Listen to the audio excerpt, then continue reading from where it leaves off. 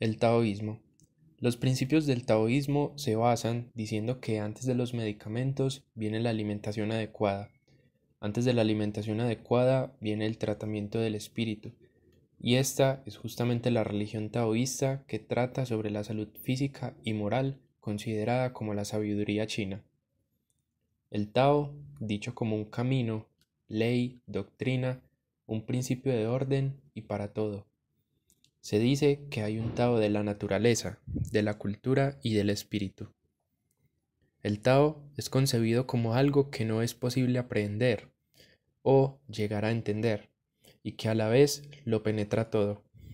Es, en sentido universal, del camino que todo lo abarca. El escrito más antiguo acerca del taoísmo fue el Tao de Qin, atribuido a Lao Tse, que fue el primero en hablar sobre esta religión.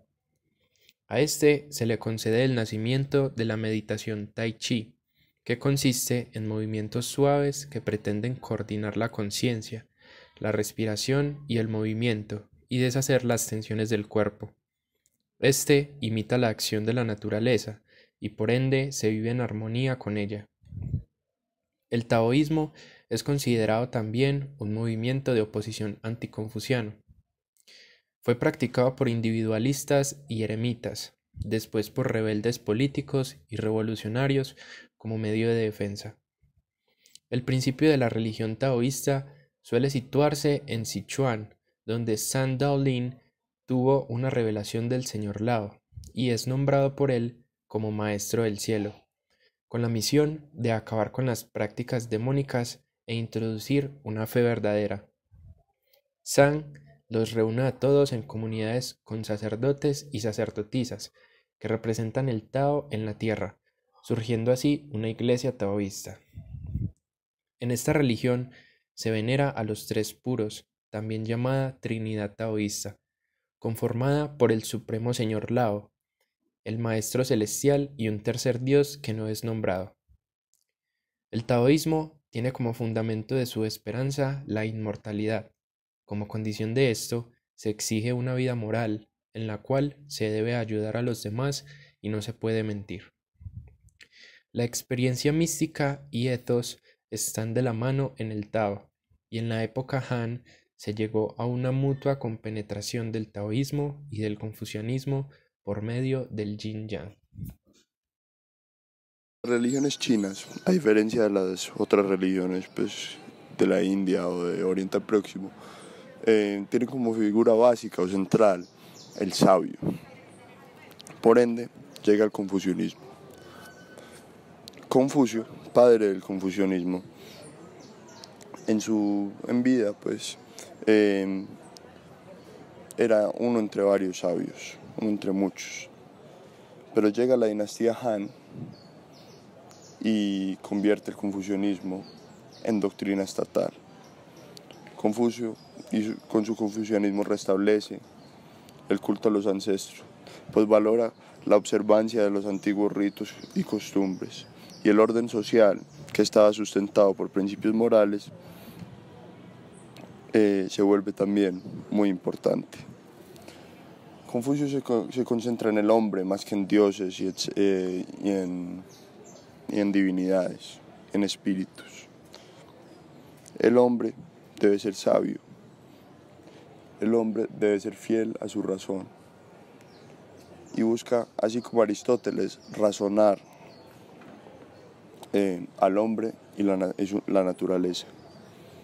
El hombre es sabio en cuanto es humano y se ocupa de la vida exterior, esta línea de pensamientos, de la vida política, social, pero más que todo familiar.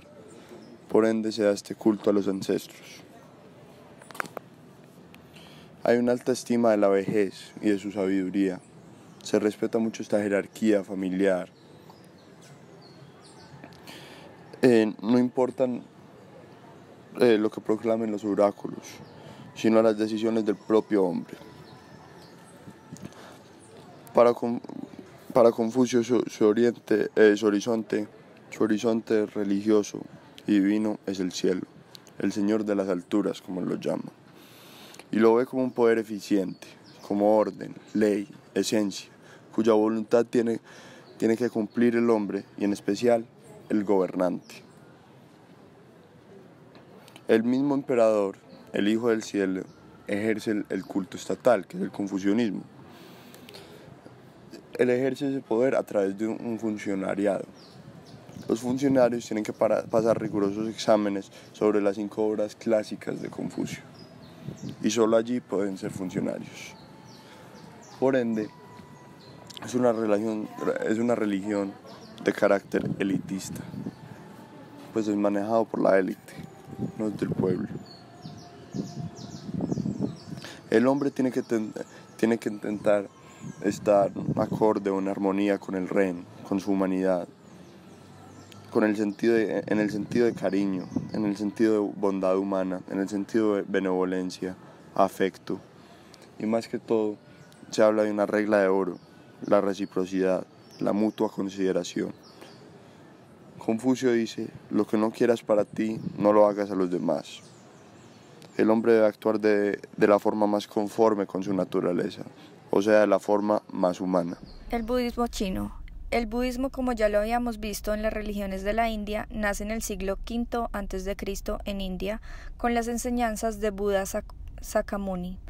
El budismo indio se divide en 2 grandes categorías, el budismo Mahayana o del norte y el budismo Hinayana o del sur.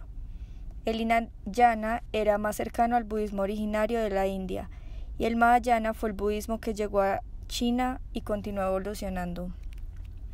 El budismo llega a China por la ruta de la seda con nuevos textos traducidos y al mezclarse con el arte y la cultura da lugar al budismo específicamente chino. El budismo es la única religión que llega a China del exterior, convirtiéndose en una de las 3 religiones chinas junto al confucianismo y el taoísmo. Los chinos no se sentían atraídos por la idea constante del renacer budista, ni que un antepasado pudiera regresar en un estado inferior. Eso era algo inaceptable para la mayoría de los chinos y por ende los monasterios budistas que al principio gozaron de gran aceptación terminaron siendo secularizados. Sin embargo, la idea de la iluminación alcanzada por Buda para comprender la verdad de la vida emocionaba a muchos de la cultura china. El budismo sufrió varias persecuciones ordenadas por los diferentes emperadores chinos. La primera, en el año 446, ordena la abolición del credo budista, evidenciando ciertos abusos, signos de decadencia moral y hostigamiento hacia esta religión. La última persecución no buscó abolir la religión, sino ponerla bajo control gubernamental mediante la reforma y reglamentación. Durante el gobierno de la última dinastía de los Sui y de los Tang, el budismo alcanzó su más importante florecimiento. El budismo logró difundirse por el territorio chino gracias a la labor de sus creyentes y el clero.